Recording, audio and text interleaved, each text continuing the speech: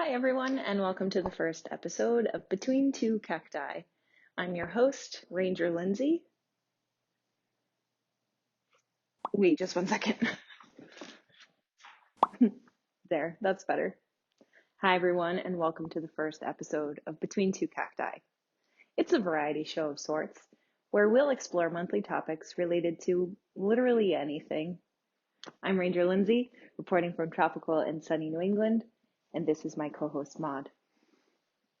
I'm a park ranger at New Bedford-Whaling National Historical Park, and I'm delighted that you're joining us today. Today's episode is We Art NB. That stands for New Bedford, Massachusetts, and we've got a fun-filled episode. First, we'll check in with the park superintendent, Jennifer Smith. Then we'll briefly introduce you to a historical figure whose legendary career started right on William Street in your national park. Then we'll talk to our most recent artist in residence, April Jakubek, about her experience making art in New Bedford. First, let's check in with Superintendent Jennifer Smith.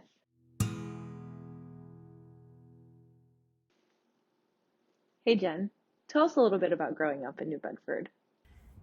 New Bedford's my hometown. I grew up in the city in the 70s and 80s, and my whole entire childhood centered around the Common Park. So the original town common is just north of where the national park is today. Was my stomping ground, and growing up in a city, in an urban center, meant that we had a small lot size. So I always considered the common to be my backyard. And so that's where it all happened, climbing trees and playing baseball. And, I thought I'd be the first female American League pitcher of course, the Boston Red Sox. That never materialized, but those dreams were hatched, if you will, in the common. I remember the Christmas lights and the holiday decorations as a kid. As I became an adult, my neighborhood work and sort of community advocacy morphed into working with the city of New Bedford as a city resident and a volunteer on a huge rehabilitation project of the Common. And then fast forward to 2010, and my husband Christian and I were actually married in the Common. So that's when I think of my childhood and growing up in New Bedford, that's what I think about. What have you and your family been up to during this time at home? So I've been quarantined, if you will, at home now since March 17th. And I'm here with my husband Christian and our grown daughter Emily. And when I think about what the last 6 weeks look like, it's a lot of food and great cooking. It is both a blessing and a curse that I am with two incredible chefs right now. And quite frankly, the only thing saving me from gaining 1,000 pounds is that we're out walking the 4 dogs every day. Yes, I have 4 dogs. Can you tell me one last thing? What does We Art NB mean to you? I think about Albert Bierstadt, who is from New Bedford, and an incredible 19th century artist whose work I didn't discover until I was well into my adult years, but am now a huge fan and am in awe of Albert Bierstadt's work. I think about Audubon, who came through New Bedford at the height of whaling to sell subscriptions to his work. He knew there was money here, and he knew there were art patrons here. And one of the things I'm most proud of is that the New Bedford Free Public Library owns an elephant folio of Audubon's Birds of America, and that is just an absolute treasure for us to have. You know what, Jen? It's so funny that you mentioned Albert Bierstadt. We're talking about someone very close to Albert today. In a segment I'm calling, Whoa, That's Cool, I want to introduce you to Eliza Bierstadt. Eliza was born in New Bedford in 1833, just 1 year after her family immigrated from Germany. She grew up in a creative environment under the encouragement of her mother, Christiana.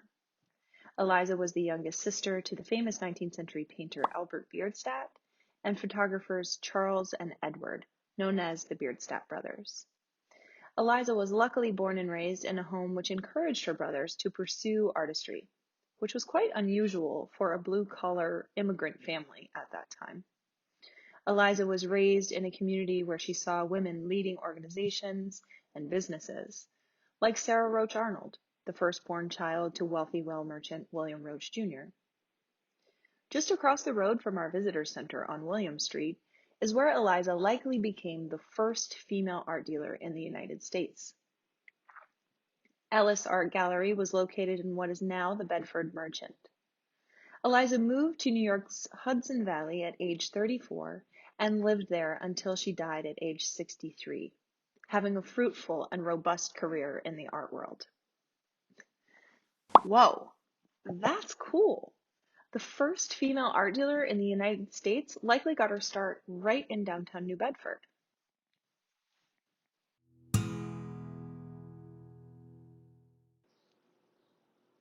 Hey, April, can you introduce everyone to yourself and your work? Tell us a little bit about your art practice.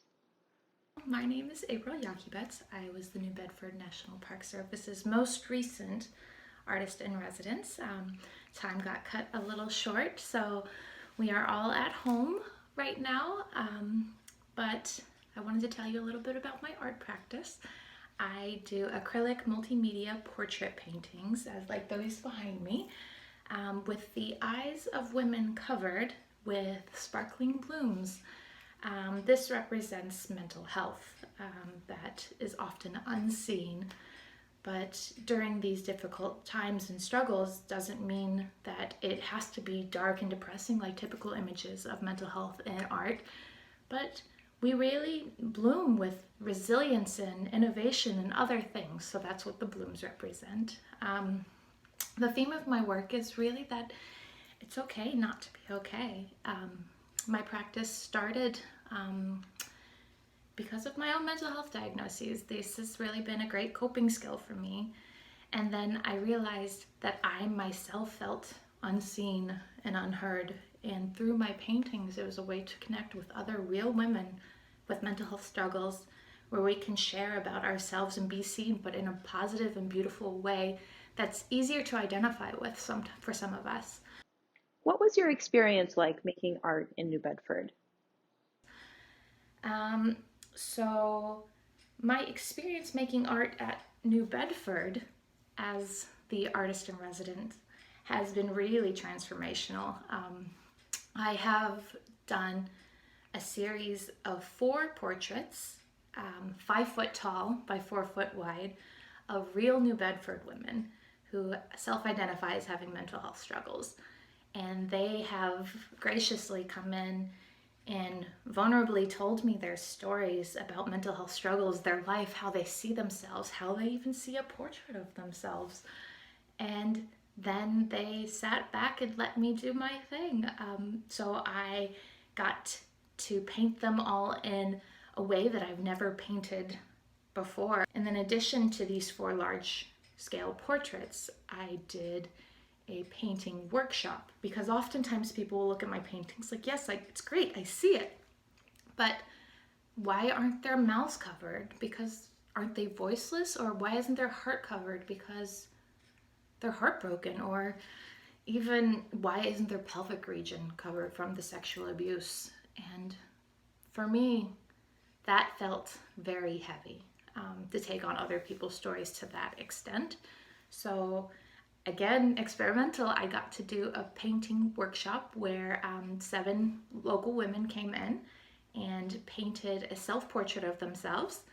And then I asked them to place the flowers over where they identify their body holding the trauma, because covering the eyes is just my experience of mental health. And really beautiful results. So at my time there in New Bedford was really all about community. The people were open, accepting, and I was surprised how many people self-disclosed to me, just people walking through. people with different life stories and different positionalities, and even men were seeing my work and telling me what their diagnoses or struggles were, physical, mental, just daily living struggles. And it was really touching. So I now think of my work as a celebration of vulnerability. Tell us about what you've been working on during this time. So my current project, you see right behind me here, did it look like I was picking their noses?